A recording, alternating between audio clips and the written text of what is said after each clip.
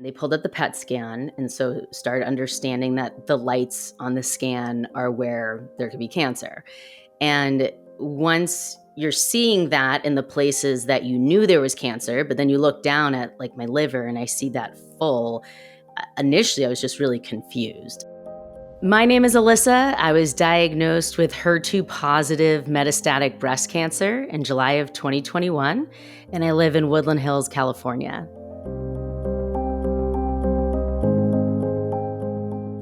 When I found out it was stage 4, we were in the doctor's office, my husband and I, and they pulled up the PET scan and so started understanding that the lights on the scan are where there could be cancer. And once you're seeing that in the places that you knew there was cancer, but then you look down at like my liver and I see that full, initially I was just really confused and I didn't know what that meant because I always thought stage 4 cancer and spreading just it means that I'm dying. And I kept kind of pushing a little bit indirectly to find out if that's what it meant. And you don't get that kind of answer. But also, as I've learned through, I mean, stage 4 in metastatic cancer can mean a lot of different things depending on the type and depending on the treatments. And it also means different things right now than it did 10 years ago or 15 or 20 years ago. And it was very confusing for me, and where I kind of took my control was in asking questions. Like I just started firing off questions of like, what's our game plan? What does this mean? Does this change treatment? Does this change my prognosis? And then going through that alongside my husband sitting next to me is just, going white. And he, started having a panic attack and these things too. And I look back on that and it's hard to say if there's a right or I mean, there's probably wrong way. There's definitely wrong ways, but like what would have been the best way to present that? I don't know. Um, at the time, I didn't think that there was much beyond just breast cancer. I thought that breast cancer was in your breast. I didn't know that you could have breast cancer that spreads to your liver. Or later on, I had breast cancer that spread to my brain. I feel like the day of diagnosis is where I like went into this special form of medical school as a patient of learning and navigating what this all meant. And I still am. And I still have to remind myself of some of these details. Like when I did have a recurrence the end of last year, I was like, okay, is it time to remove my breast now? And my care team is like, Elissa, like, remember, that's not, removing your breast won't remove cancer from the rest of your body and like that, and you have to remind yourself of things you've known for years, but it's hard to understand it.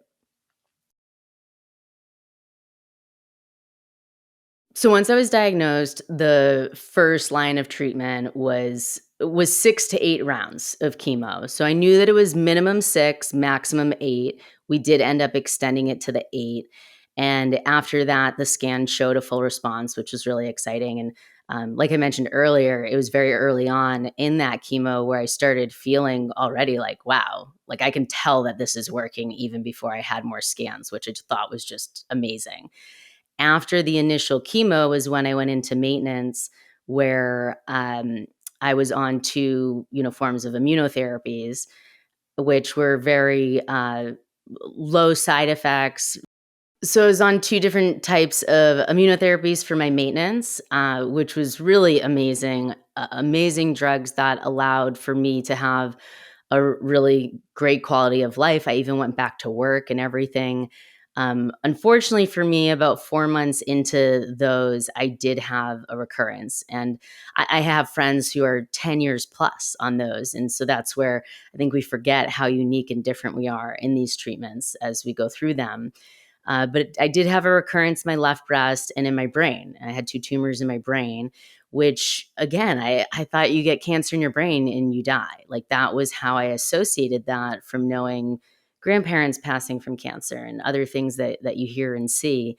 Luckily, I was able to get rushed into a week of radiation on my brain, which helped right away because I was having crazy, crazy headaches. So that really brought that down immediately, helped me while we were preparing to go into my new chemo treatments. which I went on chemo. That was an infusion, and then also taking an oral chemo medicine that together really worked amazing. Within just a couple months of being on that, my brain tumors had almost a full response.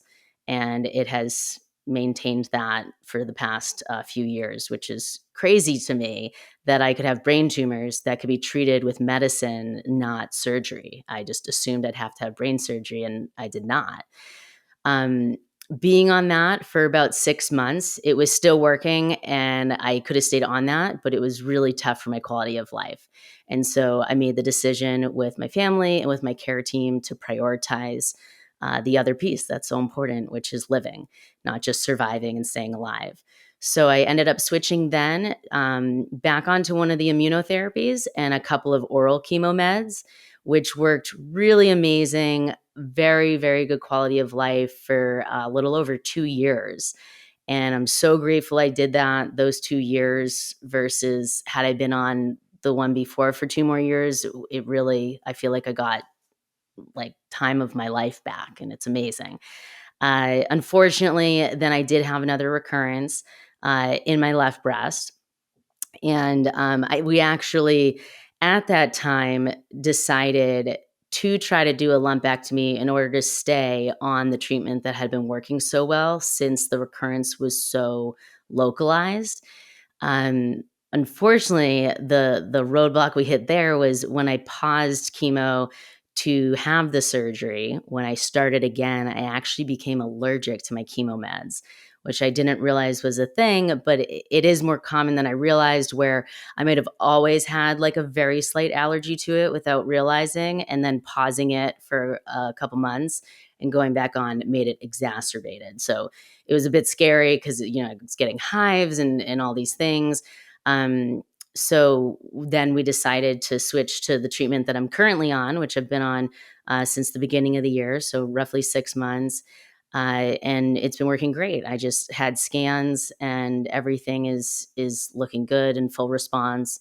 So I get that as an infusion every 3 weeks, which is pretty much my chemo schedule most of this time, with a few caveats there.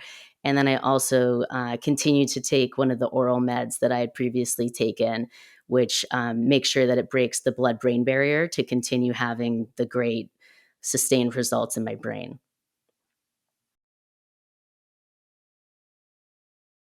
I feel really strongly that we need to prioritize living and thriving with cancer versus just surviving and staying alive.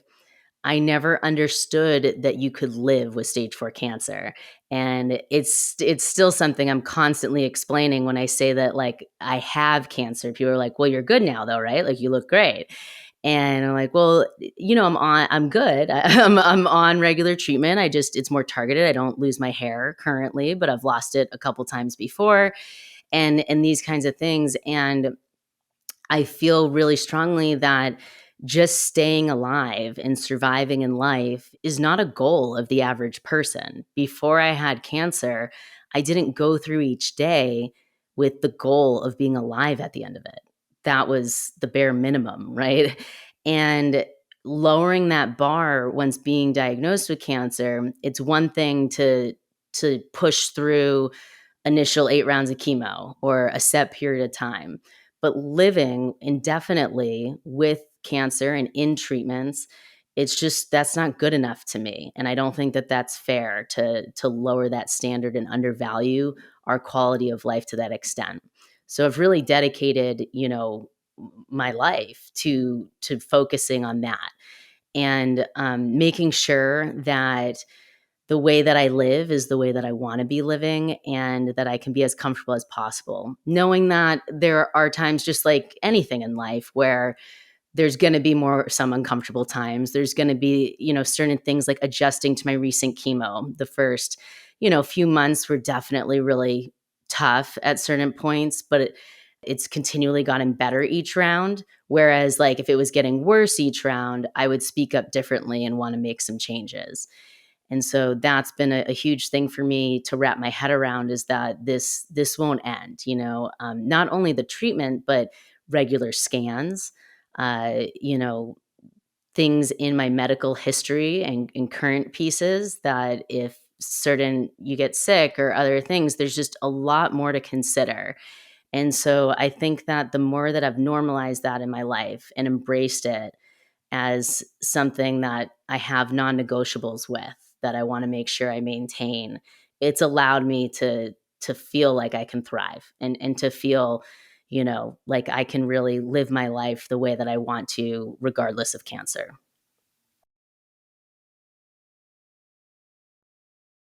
I'm very lucky to be at UCLA, and at the cutting edge of a lot of treatments, and when I had the brain tumors, it was a clinical trial that I was a part of. Most of the time when I'm switching treatments, there usually are options with which treatment, and then there's also a lot of times options with clinical trials and other pieces. One thing that I think is so amazing to learn is the amount of, like, standard of care treatments that are available for metastatic breast cancer that, beyond in addition to the fact that there are clinical trials.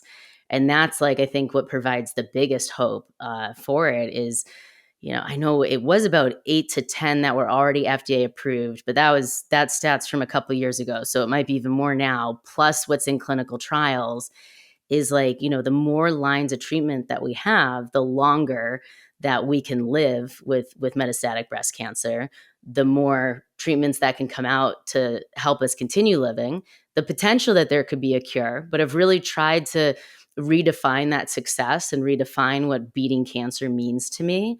Because if I can live like with a good quality of life on treatments, and if I have breast cancer for the rest of my life, but I get to live a full life and quality of life, that to me is a huge win and success. And uh, that's another piece I think that comes up a lot in metastatic breast cancer. And like Mediviver says, of rather than it being a terminal disease, hoping that it can be a chronic one.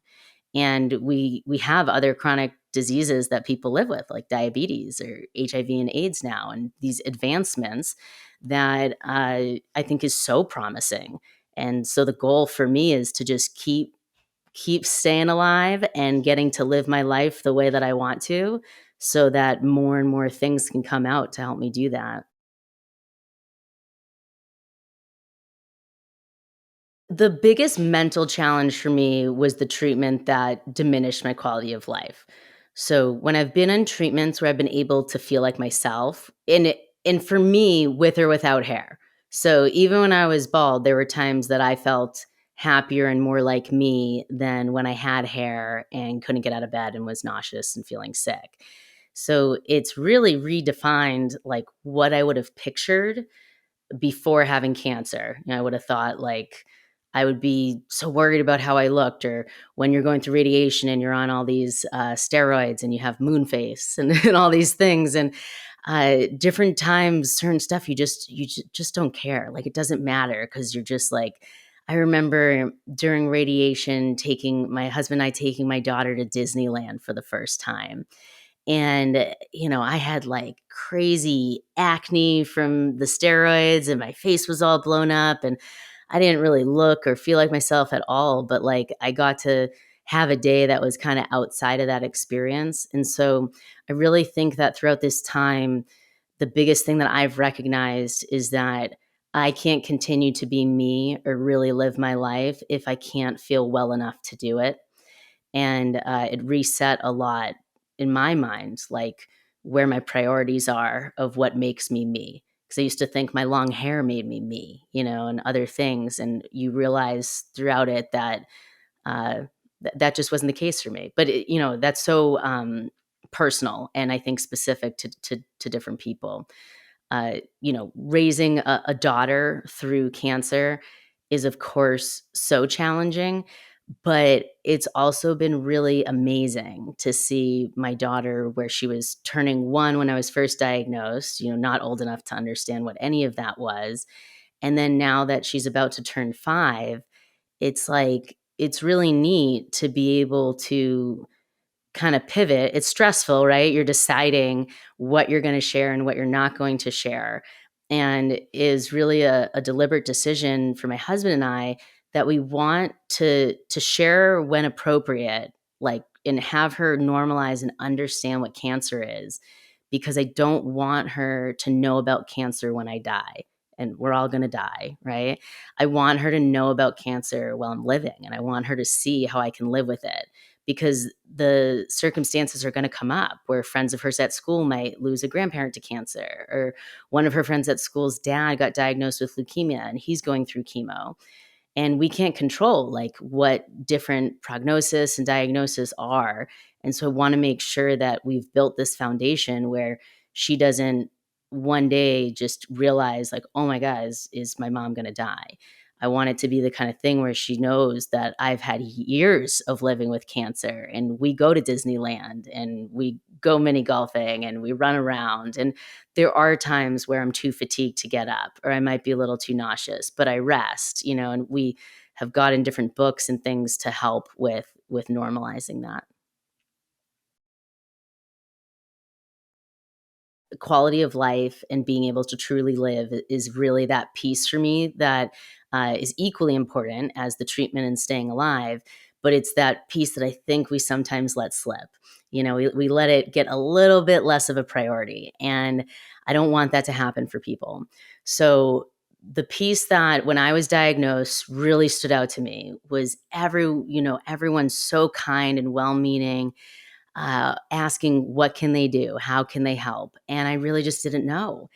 And I thought of the year before that I had a baby registry when I was pregnant, and you wouldn't just guess like people's what baby bottles they want to use or what types of diapers they want. We have registries, and we've normalized so much like how we recommend those products, how we ask for them.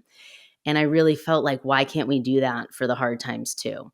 So it was in my fifth round of chemo that I just knew I needed to work on something outside of just taking care of myself, because that was going to dig me into the ground. I just didn't want that to be my only focus. And I started wegotthis.org, which is the first nonprofit gift registry for cancer patients. And we've grown so much since. We're over 10,000 users now, and the main goal is to normalize giving and receiving in the hard times and making it easier, not only on the patient, but by making it easier on the patient, survivor, thriver, however you identify, you're making it easier on the people who want to support you. Because I empathized and understood when I got diagnosed with stage 4 right off the bat at 34 years old, being a new mom.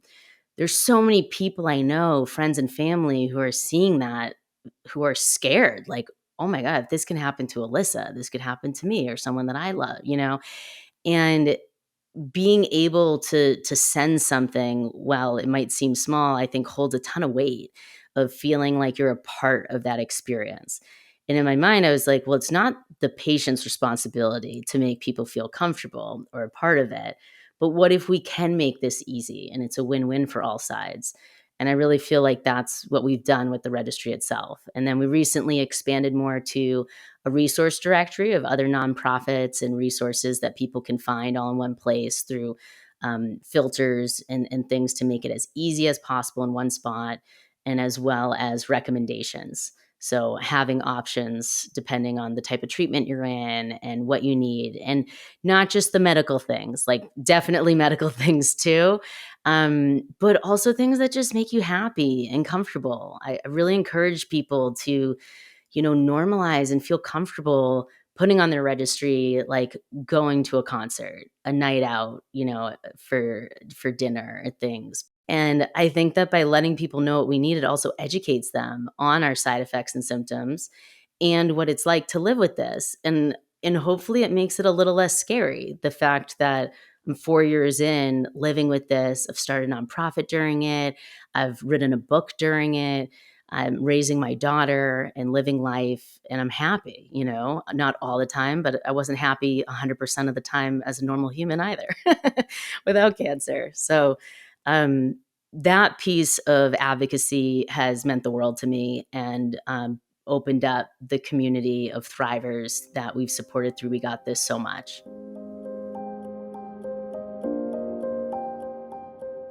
Cancer is not a prerequisite for prioritizing living. and no matter what cancer you have, We Got This is for all types of cancer. Well, I have breast cancer. I could not relate or understand certain treatments within breast cancer because I haven't had them, or vice versa for other people. So knowing that there are so many types of cancers, within those there's subtypes and all these other, mutations and other things, and different types of treatments, I really hope that people aren't afraid to get scanned, to get checked if something doesn't feel right. Because even if it is what you might consider the worst case scenario, which, was kind of the diagnosis that I got, I'm able to live and thrive and be with my family living with cancer that for the current state that we're in of treatment and stuff, will have for the rest of my life potentially. And that doesn't have to be all negative. The other piece too is just you don't have to endure suffering to prove your resilience.